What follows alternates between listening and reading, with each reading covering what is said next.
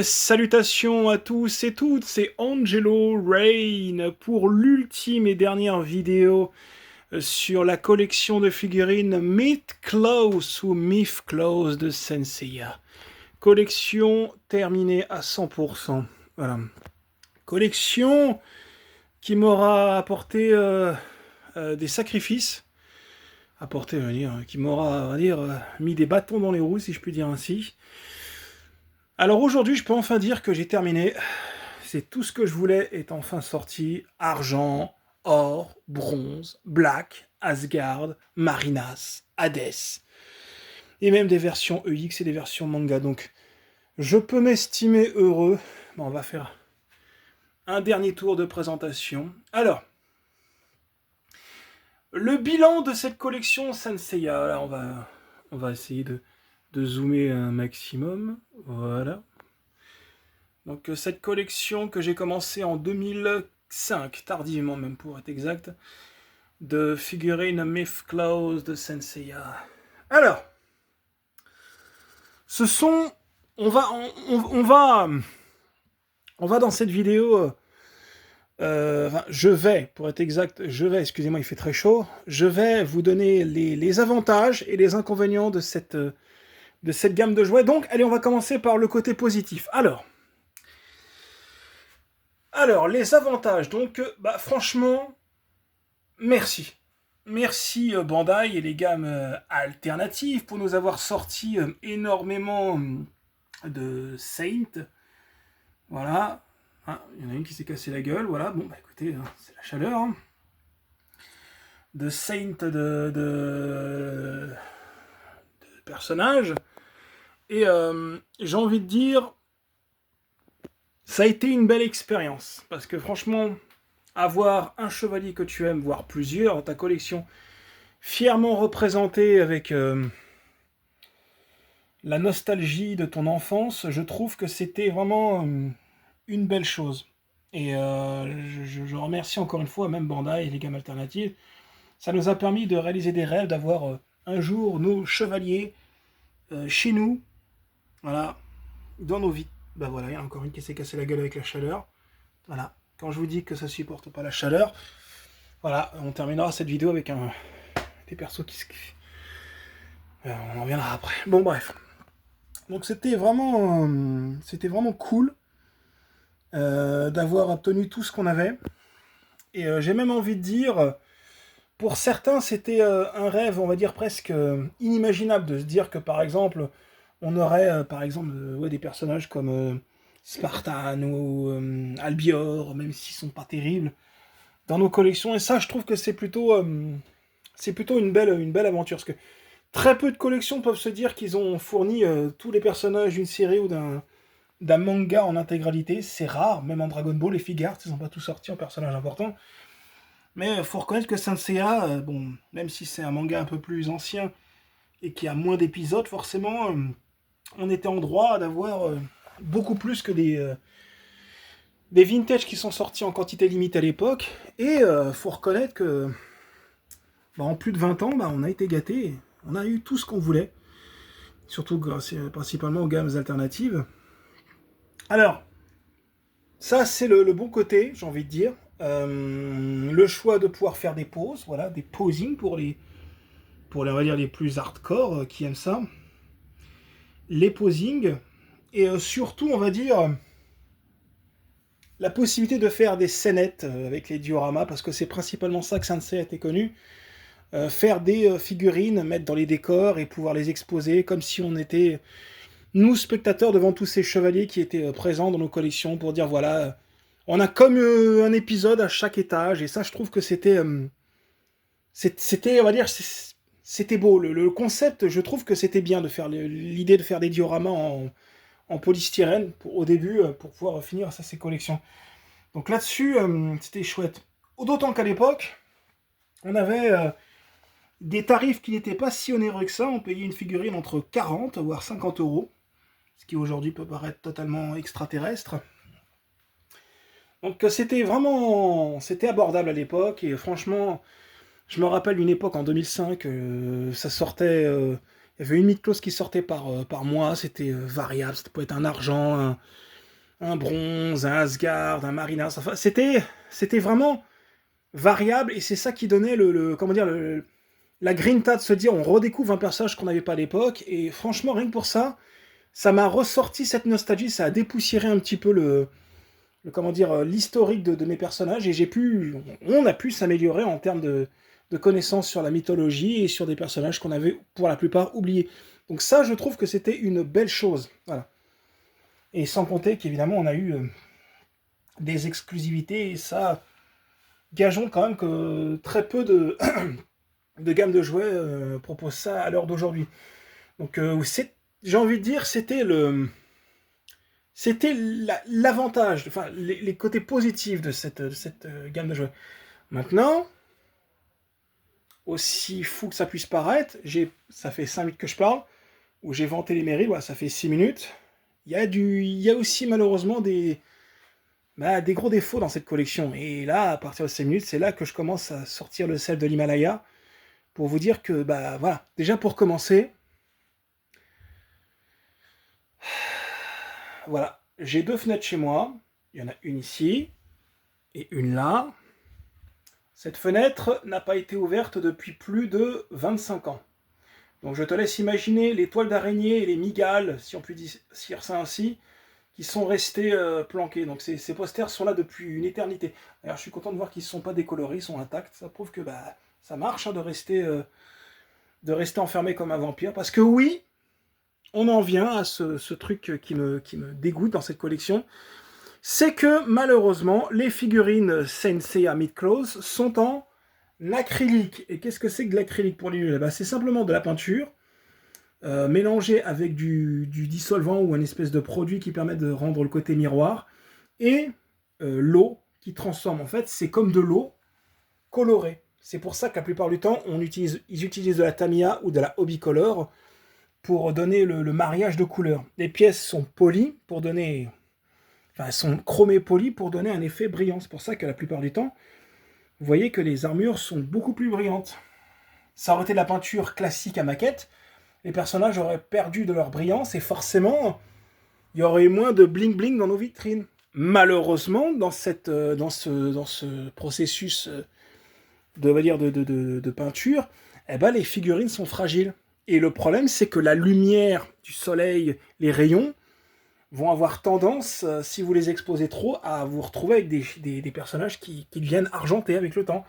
Les peintures qui se décolorent, ou même le toucher, quoi. Donc, on est obligé de vivre en vampire pour ne pas être exposé au soleil. Là, vous voyez, je laisse toujours une fenêtre ouverte ici. Mais celle-là, elle est toujours fermée.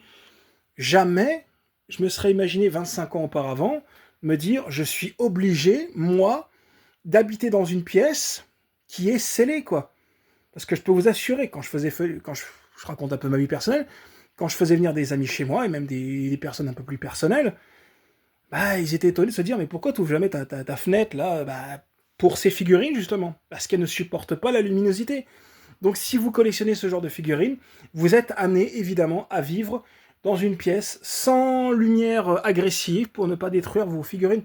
Et j'en connais certains qui, malheureusement, ont exposé leurs figurines directement à la lumière du soleil, et ils se sont retrouvés avec des chevaliers d'or qui avaient ces couleurs-là, quoi. Voilà. Donc deuxième point aussi négatif, malheureusement, c'est surtout le cas en ce moment, on est en plein été, nos petits doigts sécrètent de l'acidité avec la transpiration. Et si vous avez vos doigts qui transpirent et que vous manipulez une figurine acrylique, le processus va faire en sorte que la peinture va oxyder directement. Vous allez avoir de la peinture qui va se mettre directement, enfin, de l'eau colorée qui va se mettre sur vos doigts. Vous allez avoir une énorme trace sur le personnage qui va laisser apparaître une couleur chromée d'origine. Donc, vous devez vivre en vampire, et en plus de tout, vous devez faire attention à manipuler ça avec des gants pour ne pas détériorer la figurine si vous êtes quelqu'un à transpirer. Autre point aussi fatal de cette collection, ce sont les articulations. Parce que si on s'amuse à faire des poses ou des posings pour certains un petit peu trop, on va dire, souvent, on va se retrouver avec des figurines qui vont avoir des articulations qui vont se qui vont limite le jus de collection va littéralement se ramollir et vous aurez une figurine qui va pas tenir debout. Tout simplement, elle ne va pas tenir debout. Vous allez vous retrouver comme un Hades, voilà, bloqué dans un coin, pose statique. Et c'est malheureusement le gros défaut. Le gros défaut de cette collection, c'est que oui, les points d'articulation sont faibles. Les pièces s'emboîtent difficilement. Ouais, ça commence à faire beaucoup, hein. Mais le point fatal de cette collection, et là, je le dis, et là c'est sincère, pendant que j'en profite pour montrer d'autres, c'est surtout la stabilité de ces figurines. Et quand je parle de stabilité, je parle vraiment de stabilité en termes de pose. Parce que même en mettant, comme diraient certains, le talon bien proprement sur le sol, la chaleur, encore une fois, ou les changements climatiques vont faire en sorte que votre figurine se casse la gueule. C'est systématique, c'est chimique, vous ne pourrez pas y échapper, la figurine va se casser la gueule. Pourquoi Bandai, vous voyez que celle-là par contre, elle va se casser la gueule je pense d'ici 2 semaines. Voilà, c'est comme ça. Pourquoi Bandai, tu n'as pas proposé, et c'est là que je me dis c'est con, pourquoi est-ce qu'ils n'ont pas proposé des figurines déjà qui sont pré-montées comme les fameuses Soul of Gold, on n'a pas besoin de monter les pièces d'armure, comme ça tient, ça ne se casse pas la gueule, et surtout introduire un socle avec des picots que l'on puisse mettre transparents, ou même avec un socle avec le nom du personnage, un totem, mais qui soit obligatoire, parce que sur un diorama en plus, ça a du mal à tenir, ça a énormément de mal à tenir. Du coup, vous allez vous retrouver, dans la majorité du temps, une fois par semaine, voire par mois, pour les plus chanceux, à avoir des figurines qui se cassent la gueule. Et peu importe si vous avez utilisé un point de gravité qui fait que la figurine va tenir, peu importe. Les conditions climatiques font que de toute façon, elles vont se casser la gueule.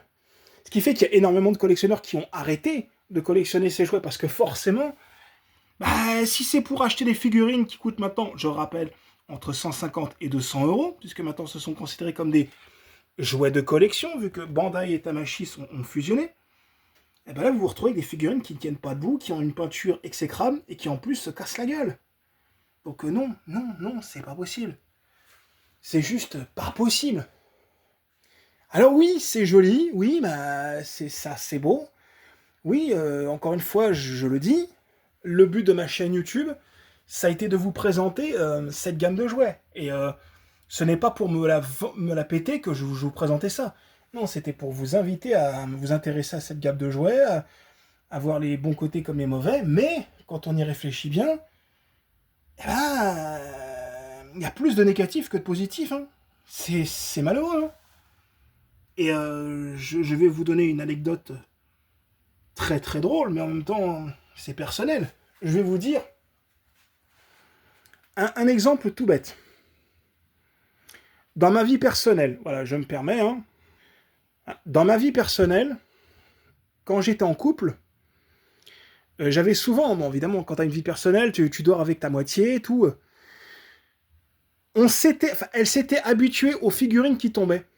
Et elle a eu des réflexes de se dire, alors celle-là, je suis sûr, avec les yeux fermés, hein, dans le noir, c'est la 3e vitrine ou la 4e, et c'est ce personnage-là qui est tombé. Elle a trouvé des réflexes, une sorte de pouvoir ultra instinct pour se dire, c'est tel chevalier qui est tombé. Et au réveil, quand je me suis réveillé, effectivement, c'était tel chevalier qui est tombé. C'est-à-dire que tu es tellement habitué à entendre tes figurines tomber que tu sais systématique laquelle va tomber, peu importe, et tu la prends autour de toi. Donc, tu apprends cette technique autour de toi. Donc, je trouve ça à la fois drôle, mais pathétique. Parce que tu achètes un truc, c'est censé quand même être solide. Alors oui, vous êtes en train de vous dire depuis maintenant 14 minutes, payons, tu craches sur ta collection. Non. Moi, honnêtement, je vous montre bien, voilà, un petit tour, là. Moi, je suis très content. Moi, franchement, je suis très content de ma collection. Ça m'a demandé des années et des années, plus de 20 ans à les collectionner. Honnêtement, je suis d'accord. Je suis très content. Malheureusement, mais quelle souffrance! Quelle souffrance d'avoir attendu autant d'années pour acheter des gammes alternatives, alors que Bandai n'a pas été fichu de sortir les derniers qui nous manquent. Et surtout, à quel prix? À quel sacrifice? Vivre en vampire? Et surtout, au niveau budget, Dites-vous bien que ce que vous voyez là, sans me vanter, il y a facilement plus de 75 000 euros. Et sans me vanter, hein, c'est pas pour dire, oh, il exagère un peu. Non, non, non, non. Certaines figurines coûtent entre 900 et 1100, voire 1200 euros. Une pièce, hein, parce qu'elles sont introuvables. Hein. Donc, si aujourd'hui, quelqu'un tombe sur cette chaîne YouTube et se dit, putain, il a une belle collection, j'aimerais bien faire comme lui. Mais tu peux pas. À moins que tu aies gagné au loto, à moins que tu aies allé 60K sur ton compte bancaire et que tu veux tout claquer en une fois, mais grand bien te fasse. Si t'as que ça à faire, d'acheter les figurines qui se cassent la gueule, ce sera ton problème. Moi, personnellement, le bilan va être assez mitigé. J'ai envie de dire, est-ce que je suis content de cette collection? Oui, mais je regrette. Je vous le dis cash, je regrette d'avoir acheté ça. Et je ne les revendrai pas. Vous allez me dire, revends-le si t'es... Non, non, non. C'est magnifique à regarder, c'est agréable, mais oui, je regrette. Je regrette. J'aurais pu avoir d'autres univers de collection où j'aurais pu m'intéresser davantage. Allez, je vends souvent les qualités des figurines NECA de Predator, mais certaines sont à l'air libre. Elles ont été exposées même à la lumière du soleil. Elles n'ont jamais d'éteinte. Elles n'ont jamais d'éteinte. Donc non, non, non, non, non, non, non, c'est... Allez, ça n'a jamais d'éteint. Elle est sur mon étagère depuis maintenant 10-15 ans. Vous mettez une Mythos à côté, elle va être toute oxydée, elle aura perdu de sa couleur, parce que voilà, c'est l'élément chimique qui fait que ça ne peut pas durer avec le temps. Donc oui, le bilan est assez exécrable sur cette collection, mais malgré tout, il faut quand même terminer sur une note positive, malgré tout, je suis content d'avoir eu à vous présenter cette gamme de jouets. Alors, je connais déjà vos commentaires, ce que vous allez me répondre. Attends, il y aura peut-être des personnages des films qui vont sortir. Parce qu'apparemment, ils n'ont pas fait les personnages des films. Ils ont sorti Abel, que j'ai revendu, parce qu'il était tout seul, il n'y a pas eu les autres. Peut-être qu'ils vont sortir les personnages de la Guerre des Dieux, Lucifer, la Pomme d'Or. Oui, sans doute. Sans doute que je serais peut-être amené à les faire. Mais faut pas que ça soit si onéreux que ça, quoi. Parce que c'est les personnages des films, et ça forcément, ça coûtera moins cher. Mais voilà, quoi, c'est... Je suis quand même surpris de me rendre compte que j'ai quand même obtenu, je pense, l'une de mes plus belles figurines de collection. Hein. Ça, je pense à celle-ci, qui est pour moi la plus belle figurine de toute ma collection, hein, le Docrate. Et évidemment, on a le point noir, hein, on a celle-ci qui est pour moi la pire hérésie de l'histoire. J'aurais même pu rajouter celle-ci, mais bon, allez quoi. Donc voilà, ça fait bizarre de dire ça. Même le Docrate en version surplice, il est magnifique. Regardez celui-ci. Il n'existe pas, mais je me suis permis de l'acheter parce qu'il est somptueux, quoi. Il est somptueux. Alors oui, c'est des belles pièces de collection. Oui, c'est beau. Oui, ça fait rêver. Oui, c'est un manga de notre enfance. Oui, ça a une part d'histoire. Oui, tout ce que tu veux, il n'y a pas de problème. Je suis entièrement d'accord avec toi. Mais c'est trop cher. Et ça aurait pu être de meilleure qualité. Et ça aurait pu tenir debout. Hein. Et on aurait pu mettre une peinture beaucoup plus solide. Parce qu'on dit souvent, les Mythos, c'est du caca. Les vintage aussi, c'était moins beau. Mais les vintage, au moins, c'était de la feuille qui était collée sur le personnage. Les fameuses vintage qui sont là. Hein. Voilà. Les vintage de Senseiya, c'était pas de la peinture acrylique. C'était de la feuille collée à même. Et du coup, la peinture était 10 fois plus solide. Alors que là, c'est de l'acrylique. Ça n'a rien à voir. La technique de conservation du jouet n'a plus rien à voir. Et je vous dis ça parce que je travaillais dans le domaine de la vente et du jouet. Donc oui, le bilan est assez mitigé. Je suis quand même content de les avoir eus. Je suis quand même content, mais si c'était à refaire, bah, je ne le referai pas. Personnellement, je ne le referai pas. Je ne peux que vous conseiller de les garder précieusement chez vous, pour ceux qui ont commencé comme moi dès le début. Évitez de les maltraiter, de faire des pauses, voilà, de les exposer à la lumière du soleil. Gardez-les à l'abri de tout. Hein. C'est comme si vous aviez un crâne de cristal dans Indiana Jones chez vous, mais voilà, je suis quand même assez attristé de voir que c'est beau, ça se conserve avec le temps, mais à quel prix? À quel prix? C'est dommage. Donc voilà. En tout cas, ça a été cool pendant des années à vous avoir présenté sur l'une de ces chaînes YouTube, parce que la plupart de celles que j'ai connues avant ont dégagé à cause des droits d'auteur, ou j'en ai supprimé certaines, hein, pour ma vie privée, d'ailleurs je regrette. Celle-ci sera conservée, hein, bien précieusement. Donc voilà, vous découvrez la collection telle qu'elle est en intégralité finie chez moi. Pas besoin de faire une visite à la maison, voilà, vous avez directement la vidéo. Mais voilà, donc c'est trop long, allez, j'ai trop parlé dans cette vidéo, j'arrête. Je remercie toutes les personnes qui ont regardé toutes ces vidéos sur les mic close, voilà. Ce sera peut-être la mosaïque, tiens, on va mettre une mosaïque comme ça. Mais voilà, bilan, c'est beau, mais voilà, à ne pas faire. Donc si tu regardes cette vidéo et que tu n'as pas de collection de Saint Seiya et que tu as envie de te lancer, ne te lance pas dedans, voilà. Ça appartient aux gens qui ont commencé comme moi, qui sont, on va dire, baisés. Voilà. Il y en a certains qui ont revendu leur collection parce qu'ils ne voulaient pas. Moi, je voulais les vendre à un moment donné, mais je me dis non, non, non, c'est quand même une part de mon enfance. Mais voilà, on va dire, on va dire que c'est une épée Damoclès que j'ai dans mon dos pour me dire que c'est beau, mais malheureusement, ça aurait pu être bien meilleur. Voilà. Toujours est-il que je vais rendre l'antenne. Je vous remercie à tous. Je vous remercie tous d'avoir regardé toutes ces vidéos sur Saint Seiya. On va terminer la collection des maillots de football. Et puis voilà, on va reprendre une vie normale, comme j'ai expliqué. Hein. Donc merci à toutes les personnes qui ont regardé toutes mes vidéos. Dans la bienveillance, mettez des commentaires. Dans la bienveillance, je précise, hein, pas de... De la bienveillance, s'il vous plaît. Vous avez plus de 40 ans, donc soyez adultes, constructifs. Et surtout, bien dans vos têtes. Voilà. Hein. Bon, allez. C'était Angelo Rain, où il fait 40 degrés dans sa pièce. Je vais couper les lumières. Et à bientôt pour la vidéo finale de ma collection de maillots de foot. Et après, la retraite de YouTube. Salut les gens et prenez super soin de vous. Et n'oubliez pas, Saint Seiya Shuneni wa mina. Bon.